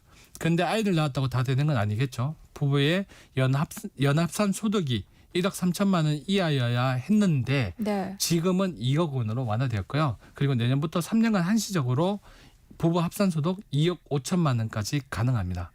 그리고 부부 합산 순자산도 보는데요. 순자산의 규모는 4억 6,900만 원이고요. 당연히 주택수는 부부 합산 1주택입니다. 참고로 순자산을 계산할 때 부동산의 경우에는 현재 시세가 기준이 아니고 시세 표준액으로 계산하니까 잘 챙겨보시면 됩니다. 보통 시가 표준액이 60에서 70%라고 생각하시면 됩니다. 순자산 안에는 다른 저축이나 주식, 자동차 같은 금융자산과 부동산도 포함됩니다. 아이 낳은 젊은 부부 말고 또 많은 부채로 어려워하고 있는 분들에게 도움이 될 만한 제도는 없을까요? 정부 지원 채무 통합 대한대출이라는 좋은 제도가 있습니다. 이 제도는 많은 부채를 하나의 대출로 통합해서 상환 부담을 줄이는 제도입니다. 그래서 당연히 정부 지원 대한대출이기에 금리가 낮습니다. 네. 그래서 금리 부담을 덜어주고 상환 기간을 늘려주는 방식으로 설계되어 있어서 채무자의 월 부담을 줄여줄 수가 있습니다. 이러한 대한대출은 주로 신용카드 대출, 사채 등 고금리 대출로 인한 부담을 해소하고자 하는 이들에게 적합한데요. 정부 지원 채무 통합 대한대출을 신청하려면 먼저 금융기관 또는 관련 기관에 방문하거나 온라인을 통해 신청할 수 있습니다. 신청 시에는 본인의 신용 상태와 채무 내역을 확인할 수 있는 서류를 제출해야 하는데요. 심사 과정을 거쳐 최종적으로 대출 가능 여부가 결정됩니다. 이때 가장 먼저 보는 게 채무자의 현재 상환 능력과 소득, 채무의 성격 등이 주요 기준인데요. 정부 지원 채무 통합 대안대출 제도는 일정 수입이 있는 근로자나 자영업자 또는 퇴직 후 소득이 있는 사람 등 고정 수입이 있어야 신청이 가능합니다. 근로자와 개인사업자는 최소 3개월 이상 일을 해야 하고요. 퇴직 소득자의 경우에는 매년 1회 이상 연금을 받아야 하고요. 네. 신용 점수가 높을수록 대출 조건이 좋습니다. 소득이 안정적이지 않거나 연체 이력이 있는 경우 또는 신용 불량자라면 대출을 조금 받기가 어렵습니다. 오늘 대출 갈아타기 대환 대출에 대해서 알아봤는데요. 대환 대출을 알아보고 계신 분들에게 마지막으로 해주실 말씀 있을까요? 대환 대출은 적절하게 활용하면 네. 재정적 부담을 줄이는 확실한 효과가 있습니다. 그렇게 대안 계획이 있다면 평상시에 지난주에도 말씀을 드렸지만 신용 점수 관리는 기본이고요. 정부의 대출 상품부터 대출 플랫폼을 통한 상품 비교도 필수입니다. 그리고 가장 중요한 대출은 빚입니다. 기본적으로 빚을 갚는 계획을 세워야 하고요. 많은 고객분들과 상담해 보면 이런 대안 대출로 월 부담이 줄면 저축이나 적립식 투자를 하는 분들이 대다수지만 일부는 겨우 줄인 월 부담액을 다시 소비로 채우는 경우도 제가 봤습니다. 네. 꼭 명심해야 할 것은 대안대출로 부채의 모든 문제가 해결되지 않는다는 거죠. 대안대출은 재정관리의 한 방법일 뿐 부채를 직접적으로 해결하지 못한다는 거 명심하셨으면 좋겠습니다.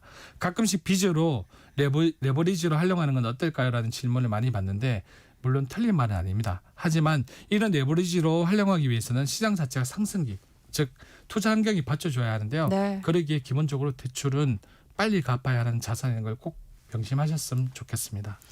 대출 갈아타기 대환 대출에 대해서 얘기 나눠보고 있는데요. 관련해서 궁금한 점 있으신 분들 문자 보내주시면 서영로 원장님과 함께 상담해드리겠습니다.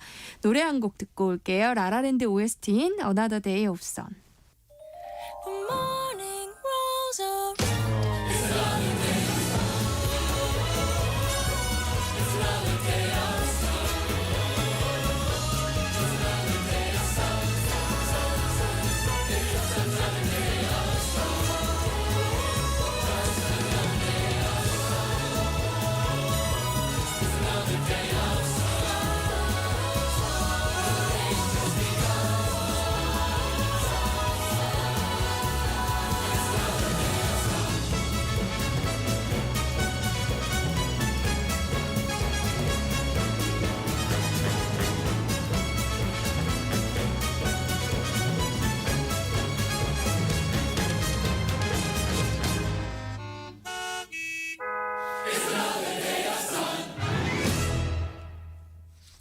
네, 노래 나가는 동안 보내주신 문자 살펴보겠습니다. 0022님이요.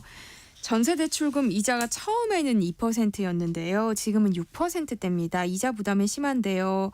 방법은 없을까요? 하셨어요. 이자가 전세자금 대출치고 지금 많이 높죠. 네. 많이 높아가지고 0022님은 한번 좀 전에 말했던 뭐 핀다든지 이런 네. 대출 앱 있잖아요. 네. 앱을 통해서 한번 전세자금 대출을 본인의 그 마이데이터 정보를 통해서 몇 %까지 받는가 먼저 확인해보는 게 비교를 좀 해보셔야 네, 될 것 같아요. 비교하고 확인하고 나서 은행을 한번 찾아가 보는 게 맞다고 생각이 듭니다. 네. 8012님은요. 저는 4%대로 대출을 받았는데 내년에 아이를 가질 계획이 있습니다. 그런데 지금 대출을 갈아탈지 아니면 신생아 특례 대출을 받을 수 있을 때까지 기다릴지 고민이에요. 어떻게 하는 게 좋을까요? 하셨어요. 내년에 아이를 가질 계획이잖아요. 네. 내년에 아이를 가질 계획이라서 지금 대출을 이자 부담도 분명히 있으니까 네. 지금 대출을 먼저 갈아타십시오. 요즘은 신혼부부들에 대해서 조건들이 많잖아요. 네. 디딤돌 대출 같은 경우에도 소득이 6천만 원 이하면 신혼부부에 한해서 물론 집을 살 때지만 저리의 금리를 지원해주고 있기 때문에 정부의 신혼부부 전세자금 대책을 한번 알아보시고 먼저 갈아탔다가 네. 그리고 아이 출산 후에 신생아 특례 대출로 갈아타는 게 좋다고 생각이 듭니다. 1915님은요. 대출을 갈아탈 때 인지세, 근저당 말소비용 등등 돈이 든다고 하더라고요. 이 비용이 어느 정도인지 또 이것도 계산해서 갈아타야 하나요? 하셨어요. 이건 취급하는 부동산 아니면 법무사를 통해서 했을 경우에는 네. 법무사마다 이제 비용이 다르기 때문에 네. 제가 이 금액은 계산은 못 하는데 보통 대출 갈아탈 때 이거 다 계산해야 되죠. 그렇죠. 모든 비용을 다 계산해야 됩니다. 네. 7872님은요. 지금 잠시 일을 쉬는 중입니다. 그러면 대출 갈아타기가 힘들까요? 하셨어요. 소득 증명이 어려우면 네. 대출 갈아타기가 사실은 불가능합니다. 네. 네, 그래서 만약에 지금 일을 쉬고 있다면 어떤 소득을 만들 수 있는 환경을 빨리 만드시는 게 우선이라고 생각이 됩니다. 다시 일을 시작하셨을 때 알아보시는 게 좋을 것 같아요. 네, 맞습니다. 산테크 SOS 돈 되는 라디오 오늘은 여기까지 하겠습니다. 서영로 한국경제교육원 원장님과 함께했습니다. 고맙습니다. 네, 고맙습니다.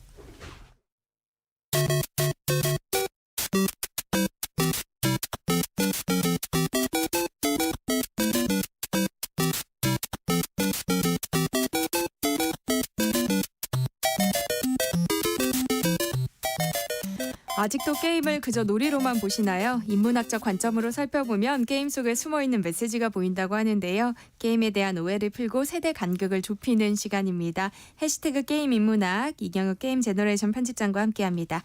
안녕하세요. 안녕하세요. 이경혁입니다. 네, 오늘은 어떤 이야기 해볼까요? 오늘은 10월부터 굉장히 흥행하는 모바일 게임 하나를 좀 가져왔는데요. 네. 이게 뭐 올해 새로 나온 게임도 아니고 그렇다고 뭐 e스포츠가 있는 것도 아닌데 갑자기 지금 SNS를 완전히 뒤덮은 게임이 하나 있습니다. 아주 작고 간단하고 귀여운 게임인데 오늘 이야기해 볼 게임은 피크민 블룸이라는 게임이에요. 저도 제 주변에 많아요. 많은 사람들이. 먼저 어떤 게임인지 소개를 좀 해주세요. 예, 뭐 말씀드린 대로 신작 게임은 아니고 사실 출시된 지 3년이 됐습니다. 그래서 지금 한참 3주년 이벤트를 하고 있는 스마트폰 기반의 모바일 게임이고요. 게임이 제가 지금까지 소개해드린 게임과는 달리 처음 해보는 분들도 그냥 바로 알 수 있는 간단한 구조인데 네. 아주 쉽게 얘기하면 일종의 산책 게임이라고 보시면 돼요. 포켓몬고 혹시 해보셨나요? 저도 한때 포켓몬고 엄청 빠져가지고 네. 전국 각지를 돌아다녔죠. 그게 계속 사람을 걷게 만들지 않습니까? 네. 이 피크민 블룸도 거의 동일한 로직이에요. 자신의 게임 캐릭터를 만들고 나면 포켓몬고하고는 조금 다르게 이번에는 자기 주변 지도가 꽃밭으로 이제 확 바뀌어서 나타나게 되거든요. 그러면 그 지도 위에 잘 보면 꽃도 펴 있고 뭐 과일도 떨어져 있고 이렇습니다. 그거를 다른 게임들과 마찬가지로 걸어다니면서 아이템 줍고 줍는 거죠. 네, 꽃 꺾고 하면서 돌아다니는데 일반적인 게임하고는 달리 캐릭터 움직임이 뭐 스마트폰에서 뭘 누른다거나 하는 것이 아니라 자기가 직접 걸어야 된다라는 것이 가장 큰 차이점이죠. 포켓몬고랑 굉장히 비슷하네요. 예, 이게 거의 똑같을 수밖에 없는 네. 게 같은 제작사예요. 네. 그러니까 포켓몬고의 제작사는 북미에 있는 증강현실 개발사 나이언틱이라는 곳인데 거기서 이번에 피크민 블룸도 같이 개발을 한 거거든요.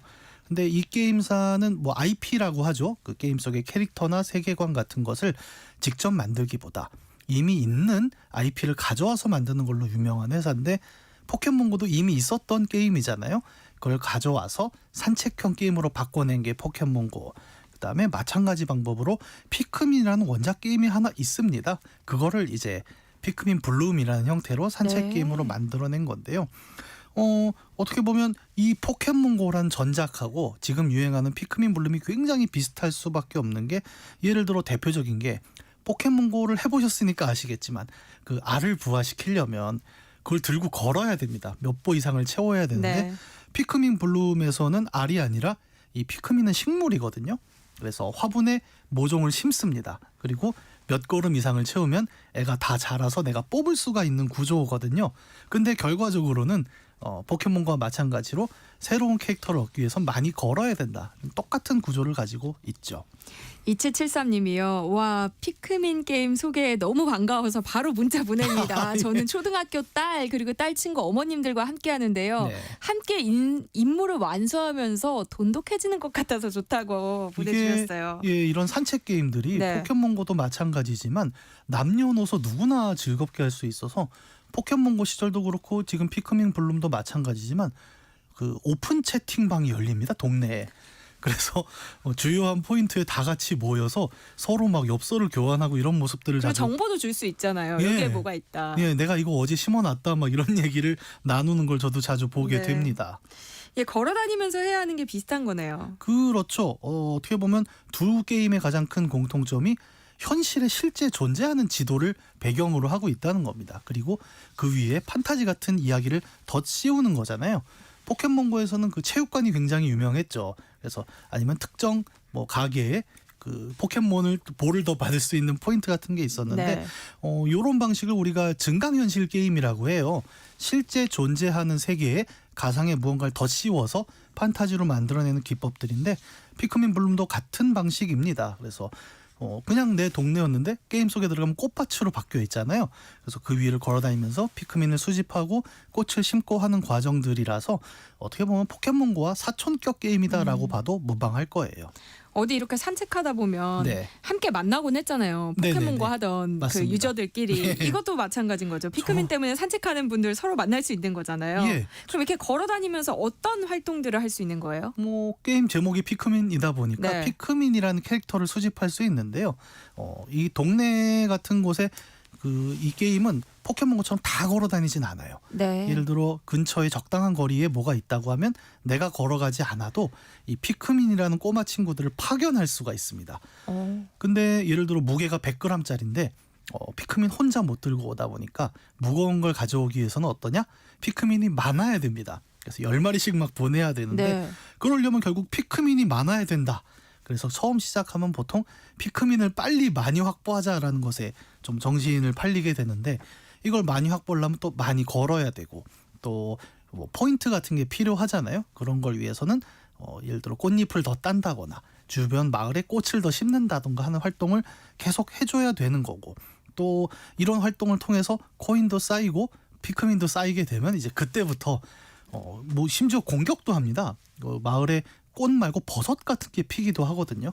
그럼 이제 버섯은 무찔러야 되는 거예요. 네. 근데 이것도 피크민이 한두 마리 정도만 있는 거면 공격할 수가 없기 때문에 결과적으로 더 많은 피크민을 모아야 되고 그러려면 동네를 계속 걸어 다녀야 되고 가면서 심지어 얘는 내가 다 걸어 다니는 게 아니라 파견이 된다 그랬잖아요. 그래서 버스를 타도 지도를 보면서 지나가는 꽃들을 또 뽑을 수가 있습니다. 저도 여기 오면서 계속 뽑으면서 왔는데 네. 굉장히 이렇게 다양한 활동들을 할 수 있고 또 제가 개인적으로 되게 좋아하는 건 엽서거든요. 그러니까 특정한 꽃 같은 건 이제 랜드마크에다 피게 만드는데 네. 그 꽃을 얻게 되면 그 사진, 현실에 있는 사진을 찍어서 같이 엽서로 만들어서 친구한테 보내줄 수 있는 그런 기능도 있습니다. 그래서 KBS에서도 멋진 엽서를 획득하셨다면서요. 저도 별 생각이 없다가 지난주에 그 네. 앱을 켜놓고 한번 왔는데 우리 KBS 앞에 보면 KBS 로고 있는 조각상 하나 있잖아요. 있죠. 거기에 딱 꽃이 펴 있는 거예요. 근데 생각해 보면 야 이거를 찍을 수 있는 사람 별로 없을 것 같은데 해서 찍어서 시카고에 있는 친구한테 보내주고 막 네. 되게 좋아하더라고요. 그래서 이런 재미들이 꽤나 쏠쏠한 게임이에요. 사실 게임 안에서 뭐 아주 대작 게임들처럼 큰 성취감을 얻거나 막 보스를 물리쳤다 이런 즐거움이 있는 건 아니지만 오히려 이런 소소한 것들이 굉장히 가득 차 있는 상황이다 보니까 되게 편하고 즐겁게 오래 할 수 있는 게임이긴 합니다. 특히나 스마트폰으로 돌잖아요. 그러다 보니까 게임기가 없어도 누구나 할 수 있게 네. 되고 또 일상적인 길들, 출퇴근길, 등하굣길에 그냥 앱만 켜놓고 보는 거예요. 그래서 뭐 그렇게 어려운 게임도 아닌데 은근히 오래오래 즐거울 수 있는 그런 매력으로 좀 뭉쳐진 게임이라고 볼 수 있습니다. 뭔가 큰 스킬을 필요로 하는 그런 게임이 아니라서 전혀 아닙니다. 누구나 네. 할 수 있는 그런 게임인 것 같네요. 네. 네, 이 게임의 주인공격인 피크민이라는 캐릭터도 네. 포켓몬고처럼 원작이 있다고 하셨잖아요. 예, 이게 참 신기한데 피크민 시리즈라고 닌텐도에서 꽤 오래전부터 나오는 어드벤처 퍼즐 게임 시리즈가 있어요. 이게 2000년대 초반에 처음 출시돼서 정식 넘버링으로 4편까지 나온 오리지널 시리즈인데 거기에 처음 등장한 캐릭터가 피크민이라는 캐릭터입니다. 지금 피크민 블룸 같은 경우에는 이제 걷기 게임, 산책 게임으로 사람들이 처음 받아보셨기 때문에 원작이 도대체 뭘까는 네. 조금 감잡기가 어려운데 원작은 일종의 퍼즐 어드벤처예요. 원작 설정이 굉장히 좀 웃긴데 네. 이제 외계인인 주인공이 있습니다. 이 친구가 우주선을 타고 어딜 가다가 이상한 행성에 불시착을 하게 돼요. 근데 행성에 떨어질 때 우주선이 박살이 난 거죠. 그래서 집에 갈 수도 없고 어떡하지 막 이러는데 주위를 둘러보니까 웬 조그만 생명체들이 막 걸어다니는데 자기 별에서는 원래 주식으로 먹던 야채 중에 피크피크 당근이라는 게 있었던 거예요. 근데 그 당근이랑 너무 똑같이 생긴 외계 생명체가 있는 거예요. 네. 그래서 얘들을 이름을 붙이는 거죠. 이제 너희는 피크민이다. 근데 얘네의 활동을 봤더니 땅에 처음엔 식물처럼 박혀 있는데 그걸 뽑으니까 막 걸어다니면서 자기한테 뭘 주워다 주기도 하고 뭔가 주변 지형지물을 바꾸기도 하는 거예요. 그래서 우리 주인공이 그럼 이 피크민을 많이 모아서 이 별에 흩어진 내 우주선을 다시 부품을 회수해서 조립하면 난 집에 갈 수 있겠네? 라는 이야기로 시작되는 게 원작 피크민 시리즈입니다. 그런데 뭐랄까 지금 피크민 블룸 같은 경우에 이제 그 느낌은 아니죠. 네. 그 당근 같은 캐릭터만 와서 같이 걸어다니는 형태가 되는 거죠. 그러니까 4편까지 나온 시리즈인데 네. 들어본 적이 없어요. 이게 한국에서 그렇게 크게 히트를 한 게임은 아닙니다. 그래서 저도 처음에 누가 피크민 블룸이 유행한다고 했을 때 네가 그걸 어떻게 알아라고 제가 반문을 했었거든요. 저는 오히려 모바일이 나온 줄을 뒤늦게 한 케이스였고 다만 이제 벌써 3년 됐지만 모바일 게임이 갑자기 이렇게 데이트를 치면서 원작 게임은 뭘까 하고 그 요즘 닌텐도로 다시 원작 게임을 해보는 바람도 좀 불고 있습니다.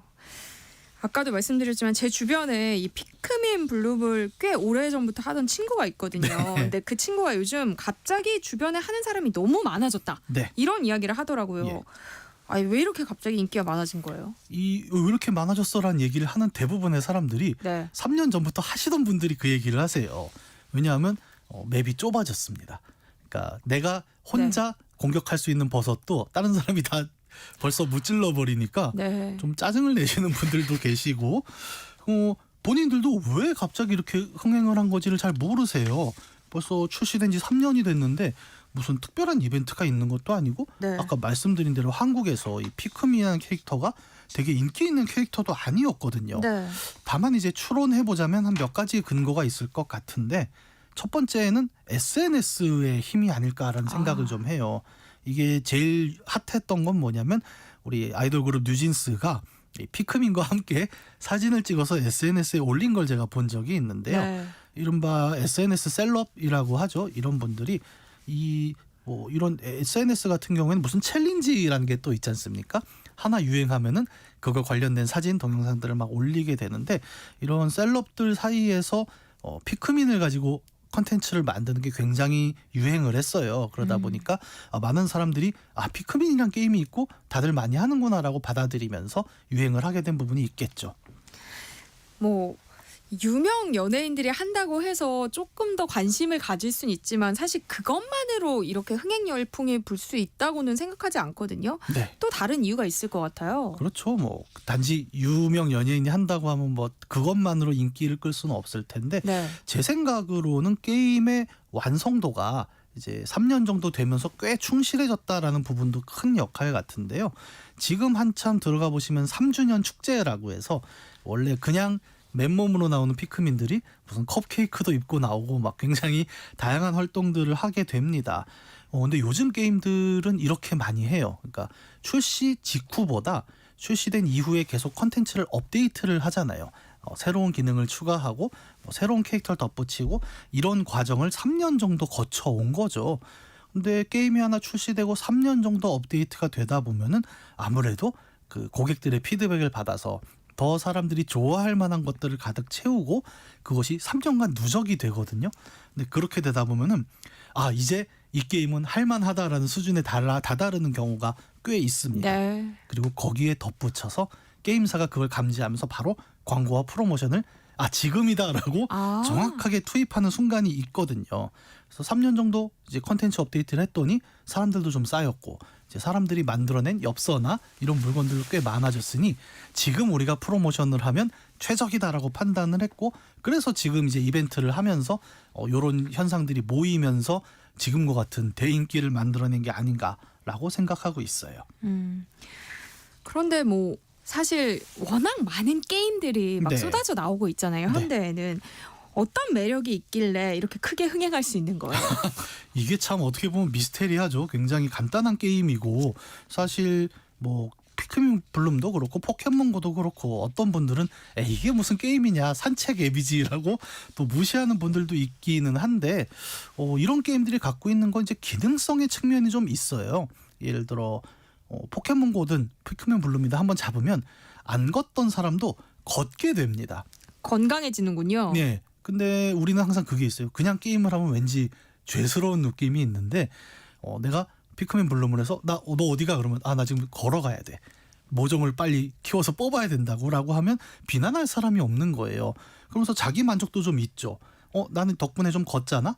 그리고 그렇게 걸으러 나선 동네가 꽃밭이라는 형태로 굉장히 다르게 보이잖아요. 네. 그래서 곳곳에 꽃밭을 피우고 내가 새로운 것을 꺾어내고 또 우리 동네 랜드마크들에 가서 엽서를 만들고 하는 과정들이 내가 하루에 이만큼 걷는다라는 건강의 문제와 엮이게 됩니다. 네, 건강에 또 관심 많죠, 현대인들이. 예, 그래서 요새는 또 재밌는 게 러닝이 그렇게 유행이잖아요. 그렇죠. 이 게임은 뛰라고까지는 얘기는 하진 않지만 이제 제가 아침마다 러닝을 하는데 러닝한 걸음수가 여기 반영이 돼요. 그래서 앱을 일석이조인데요. 앱을 켜놓고 뛰거든요. 저도 그러다 보니까 뭐 즐거운 일과 함께 내 건강에 도움되는 일을 같이 하게 되고 또 일상에서 우리는 어쨌든 계속 걷게 되잖아요. 출근을 해도 그렇고. 근데 그런 과정들이 그냥 지루한 걸음걸이였다면 그런 이야기들을 꽃밭으로 말 그대로 바꿔냄으로써 당신의 일상 자체가 보다 흥미롭고 재미있는 이야기가 될 수 있는 형태로 바뀔 수 있는